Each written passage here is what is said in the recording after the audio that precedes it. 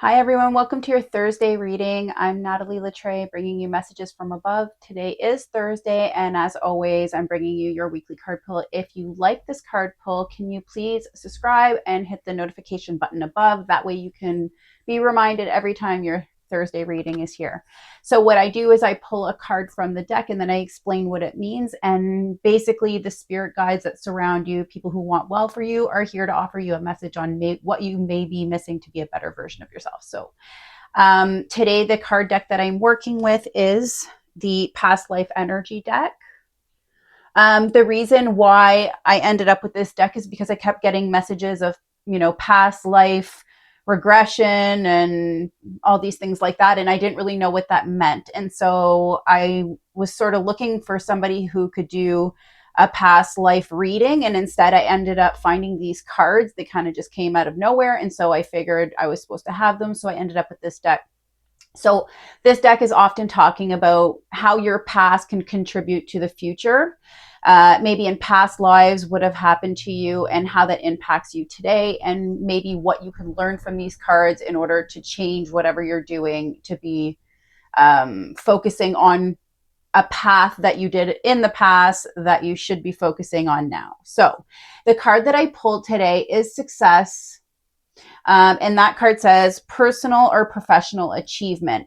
So this card here is actually a very interesting card. It's saying that in the past, perhaps you were a scientist, perhaps you were an artist, and your sculptures or your paintings were in super high demand. So you were a very successful person in the past.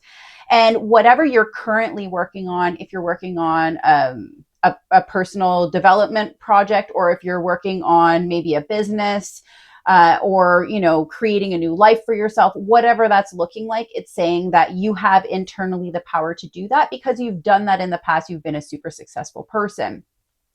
It's also talking about not only related to professional success, but also personal achievement. So, whatever you focus on right now, you will be successful, but you're going to pour all your energy into your soul in that. So, it's saying a lot about exercising.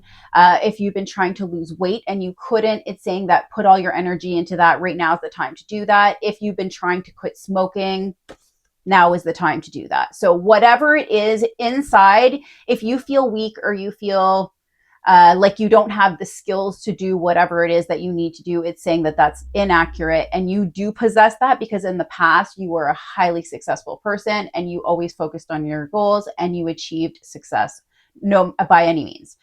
It's also talking about how your pastimes and how you spend your time in creative energy. So whether that's gardening, it's saying making an herb garden, whatever it is that you focus on, those little projects around the house. Maybe you've been putting off painting your house, but you really want to do that. So it's saying make sure to go through with those things and do them, because that is going to open you up to that greater success that you're looking for, just by sort of following your passions and doing what resonates with you right now is going to open many doors. It's also saying that, say something happens that's completely off course and you weren't expecting it, those little signs and synchronicities that are sent to you, that you should follow them because they could make your goal even better and more of a success. So those little bumps in the roads or a new door that opens, make sure to go through it because it's going to be sending you guidance in the direction that you need to go right now. So be aware. And if you're not open to signs and synchronicities, that's something you can look into